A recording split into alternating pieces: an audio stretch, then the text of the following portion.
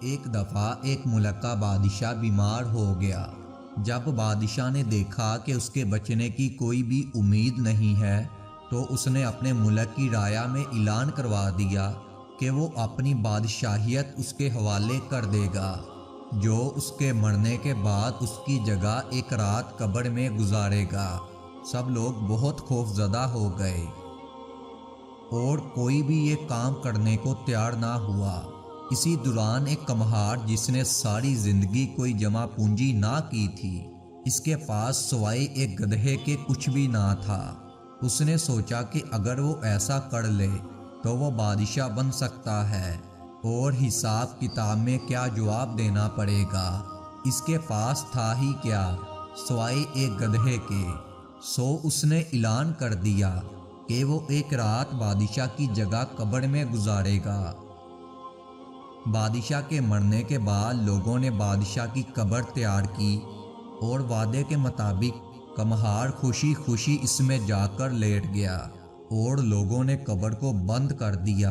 کچھ وقت گزرنے کے بعد فرشتے آئے اور اس کو کہا کہ اٹھو اور اپنا حساب دو۔ اس نے کہا، بھائی حساب کس چیز کا؟ میرے پاس تو ساری زندگی تھا ہی کچھ نہیں سوائے ایک گدھے کے۔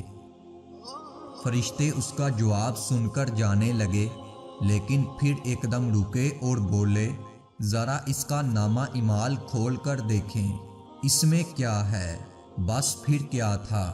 سب سے پہلے انہوں نے پوچھا، ہاں بھائی فلاں فلاں دن تم نے گدھے کو ایک وقت بھوکا رکھا تھا؟ اس نے جواب دیا، ہاں۔ فوری طور پر حکم ہوا، اس کو 100 دڑے مارے جائیں۔ اس کی خوب دہنائی شروع ہو گئی۔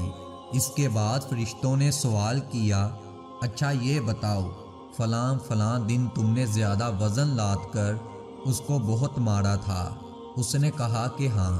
حکم ہوا کہ اس کو 200 دڑے مارے جائیں۔ پھر مار پڑنا شروع ہو گئی۔ اسی طرح صبح تک اس کو مار پڑتی رہی۔ صبح سب لوگ اکٹھے ہوئے اور قبر کشائی کی تاکہ اپنے نئے بادشاہ کا استقبال کر سکیں۔ جیسے ہی انہوں نے قبر کھولی تو اس کمہار نے باہر نکل کر دوڑ لگا دی۔ لوگوں نے پوچھا، بادشاہ سلامت کدھر جا رہے ہیں؟ اس نے جواب دیا، او بھائیو، پوری رات میں اس گدھے کا حساب نہیں دے سکا تو پوری رعایا اور ملک کا حساب کون دیتا پھرے گا؟ ناظرین کرام، یہ کہانی تو فرضی تھی، لیکن اگر ایک بار اس کے بارے میں سوچا جائے کہ ہم نے بھی حساب دینا ہے اور پتہ نہیں کس کس چیز کا حساب دینا پڑے گا، اور ایسی بے شمار باتیں ہیں جو ہمیں یاد تک نہیں۔